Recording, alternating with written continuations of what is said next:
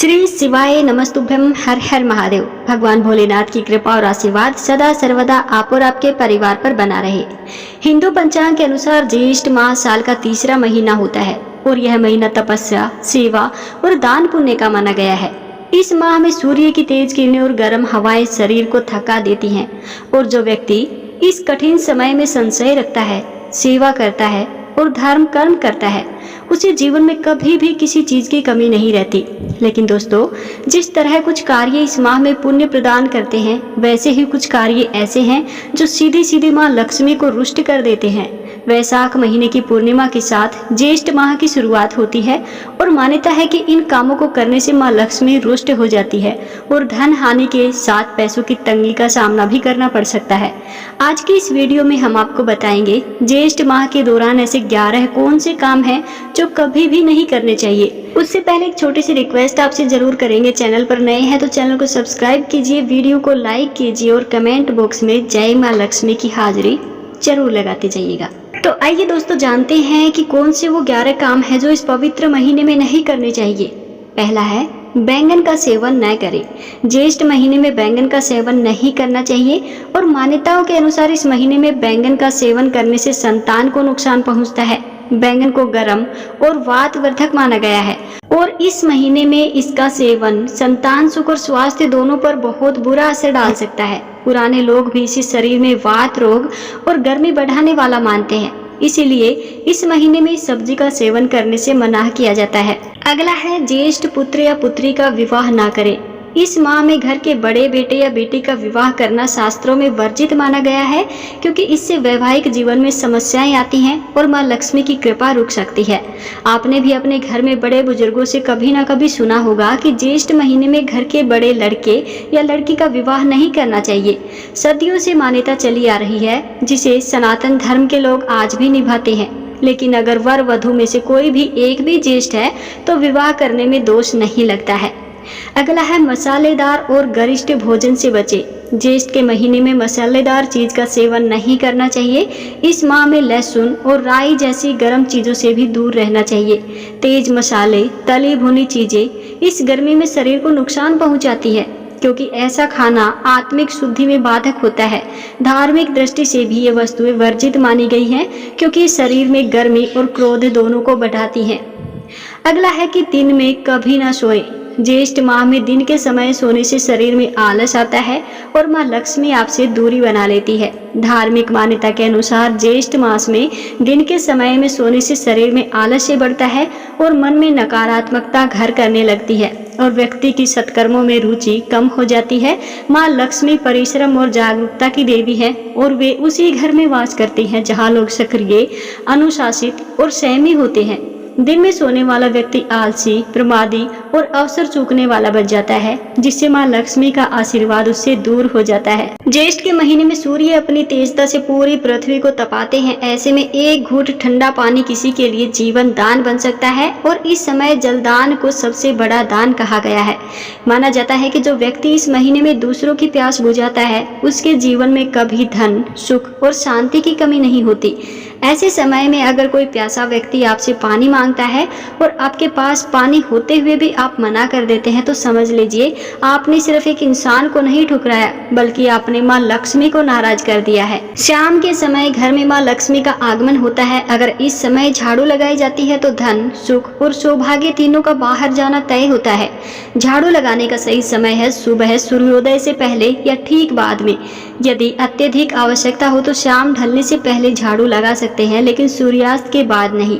इसके अलावा संध्या समय घर में दीपक जलाएं, मां लक्ष्मी की पूजा करें और सकारात्मक वातावरण बनाए रखें। ज्येष्ठ मास में गर्मी अपने चरम पर होती है और इस समय सिर में तेल लगाने से गर्मी और पित्त बढ़ता है, जिससे चक्कर, सिर दर्द, स्किन एलर्जी जैसी समस्याएं हो सकती हैं। इसके अलावा धार्मिक दृष्टि से सिर पर तेल लगाने को इस महीने में अपवित्रता का कारण माना गया है, विशेषकर एकादशी, अमावस्या, पूर्णिमा जैसे विशिष्ट तिथियों को छोड़कर। इसके अलावा ज्येष्ठ मास में बार बार बाल धोने से सिर की प्राकृतिक नमी चली जाती है और शरीर अधिक निर्जलित हो जाता है। धार्मिक रूप से बाल धोने को श्राद्ध, कर्म या दुख अवसरों से जोड़ा गया है। अतः हर दिन यह करना इस मास में अनुचित माना गया है। सिर्फ कुछ विशेष तिथियां जैसे गंगा दशहरा, एकादशी, अमावस्या आदि पर ही बाल धोने और सिर पर तेल लगाने की अनुमति होती है। जब अत्यधिक जरूरत हो तो सप्ताह में केवल एक बार शास्त्रों द्वारा अनुमत तिथियों पर ही बाल धोए। तेल की जगह सिर पर चंदन या ठंडे जल का लेप करें। इससे पित्त शांत होता है और शुभ फल की प्राप्ति होती है। बालों की देखभाल के लिए प्राकृतिक तरीके अपनाएं। नीम पत्ता, गुलाब जल आदि। जल के जो स्रोत होते हैं उनको गंदा न करें। नदी, कुएं, बावड़ी, इनका जल शुद्ध और पवित्र माना गया है। इन्हें गंदा करने से पाप लगता है। ज्येष्ठ मास में केवल दान, स्नान और सेवा का ही नहीं बल्कि प्रकृति के प्रति कृतज्ञता दिखाने का महीना है। जल केवल पीने की वस्तु नहीं है बल्कि हमारे शास्त्रों में से जीव रूप माना गया है। नदी, सरोवर, तालाब, कुआं, यह सब मां गंगा और वरुण देव का प्रतीक है और इन्हें गंदा करना मतलब है ईश्वर का अपमान। इस महीने में पवित्र नदियों में स्नान का विशेष फल बताया गया है और अगर वही जल स्रोत गंदे हो तो स्नान पुण्य नहीं पाप बन जाता है। देवी लक्ष्मी और भगवान विष्णु की कृपा स्वच्छ जल स्रोतों से जुड़ी है और गंदा जल दान या सेवा के फल को नकारात्मक बना देता है। ज्येष्ठ माह में जो व्यक्ति दान नहीं करता वह पुण्य से वंचित रह जाता है। जल, छाता, सत्तू, बेल, जूते, कपड़े जो बन सके जरूर दान करें। ज्येष्ठ मास सिर्फ तप और संयम का समय नहीं बल्कि दान, सेवा और करुणा का पर्व है। ज्येष्ठ माह की तपती गर्मी में अगर आप किसी को छाया, जल, अन्न, वस्त्र या शीतलता प्रदान करते हैं तो वह सीधा पुण्य बनकर आपके जीवन में सुख संपत्ति का रूप लेता है। जो व्यक्ति इस माह में दान नहीं करता उसके जीवन में दरिद्रता और तंगी प्रवेश कर सकती है। अगर कोई प्यासा जल मांगे तो मना न करें। अगर कोई भूखा दिखे तो कुछ न कुछ जरूर दे। अगर आपके पास कम है तब भी थोड़ा सा बांटने का भाव रखें और यह केवल दान नहीं धर्म और करुणा का आभास है। इस महीने में अधिक क्रोध और आलस्य दोनों ही माँ लक्ष्मी को अप्रसन्न करते हैं। जितना ज्यादा संयम रखेंगे उतना अधिक फल मिलेगा। ज्येष्ठ की तपन शरीर को सुस्त बना देती है लेकिन अगर आप इस सुस्ती में बह जाएं तो सत्कर्म छूटने लगते हैं और दिन भर समय व्यर्थ जाता है। इस मास में स्नान, ध्यान, जप, दान और सेवा का विशेष महत्व है और आलस्य से आप इन सब से वंचित हो सकते हैं। इसके अलावा भगवान विष्णु को यह मास बहुत प्रिय है और वे सक्रिय और कर्तव्यनिष्ठ भक्तों से प्रसन्न होते हैं। गुस्सा इंसान का सबसे बड़ा धार्मिक पतन है और ज्येष्ठ की गर्मी में शरीर ही नहीं मन भी चिड़चिड़ा हो जाता है। लेकिन संयम न रखने पर आप अपने परिवार, संबंध और ईश्वर भक्ति तीनों को खो सकते हैं। क्रोध में बोले गए शब्द तीर की तरह चुभते हैं और धर्म शास्त्र कहता है क्रोधाद भवति सम्मोह, गुस्से से विवेक नष्ट हो जाता है। आलस्य शरीर को मारता है और गुस्सा आत्मा को। ज्येष्ठ माह में इन दोनों से बचना आपके भाग्य, पुण्य और आध्यात्मिक उन्नति के लिए अत्यंत आवश्यक है। आइए अब जानते हैं ऐसे कौन से कार्य हैं जिन्हें करने से शुभ फलों की प्राप्ति होती है। इस दिव्य माह में प्रतिदिन ब्रह्म मुहूर्त में उठकर स्नान करने और सूरज को अर्घ्य देने की परंपरा है। जब आप तांबे के पात्र में जल, रोली और चावल डालकर सूर्य देव को अर्घ्य अर्पित करते हैं तब केवल सूर्य को नहीं बल्कि अपनी आत्मा को भी प्रकाश और ऊर्जा देते हैं। यह एक साधारण प्रक्रिया नहीं है बल्कि दिव्यता से भरा हुआ एक तप है। ज्येष्ठ की गर्मी में जब राहगीर प्यास से तड़पते हैं तब किसी प्याऊ में ठंडा जल पिलाना, किसी को मिट्टी का घड़ा, मटका या सुराही दान में देना, यह केवल दान नहीं बल्कि साक्षात धर्म है। यही वह समय है जब सत्तू, बेल फल, खरबूजा, तरबूज और आम का दान करना शरीर को भी शीतल करता है और आत्मा को भी संतोष देता है। कई लोग इस महीने में गरीबों को चप्पल, छाता और सूती वस्त्र दान करते हैं ताकि उन्हें चिलचिलाती धूप से राहत मिले।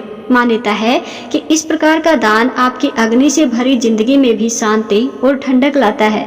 तुलसी माता की सेवा करें, उन्हें जल अर्पित करें और उनके समक्ष दीप जलाएं। साथ ही रोज ओम नमो भगवते वासुदेवाय नमः इस मंत्र का जप करें। यह मंत्र आपके भीतर की चंचलता को भी शांत करता है। इस पवित्र महीने में भगवान विष्णु की पूजा के साथ साथ श्री हनुमान जी की उपासना भी अत्यंत पुण्यदायक मानी गई है। मंगलवार या शनिवार को हनुमान चालीसा का पाठ करें, उन्हें चोला चढ़ाएं और चना गुड़ का भोग लगाएं। यह समय है जब सेवा का भाव सबसे उच्च माना गया है। इसीलिए गायों के लिए हरा चारा, गुड़ या पानी की व्यवस्था करें। किसी गौशाला में जाकर गायों की सेवा करें, उन्हें स्नान कराएं और यह पुण्य अत्यंत दुर्लभ है। ज्येष्ठ मास में अन्नदान का विशेष महत्व है। किसी भूखे को भोजन कराना, किसी वृद्ध या असहाय को अपने हाथों से खाना खिलाना, यह वह पुण्य है जो जीवन भर साथ चलता है।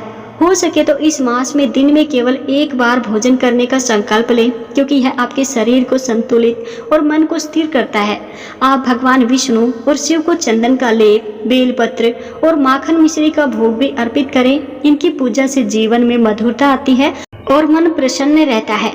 यह महीना बाहरी तप के साथ साथ आंतरिक साधना का भी समय है। तो आइए हम सब मिलकर इस ज्येष्ठ मास को केवल एक मौसम नहीं बल्कि एक आध्यात्मिक अवसर के रूप में देखें। तप, सेवा और श्रद्धा के साथ हर दिन जिए, ताकि भगवान विष्णु और माँ लक्ष्मी की कृपा हमारे जीवन में निरंतर बनी रहे। अगर आपको यह जानकारी उपयोगी, प्रेरणादायक लगी हो तो वीडियो को लाइक करें, शेयर करें, चैनल को सब्सक्राइब करें और कमेंट बॉक्स में जय श्री हरि, जय माँ लक्ष्मी की हाजिरी जरूर लगाएं।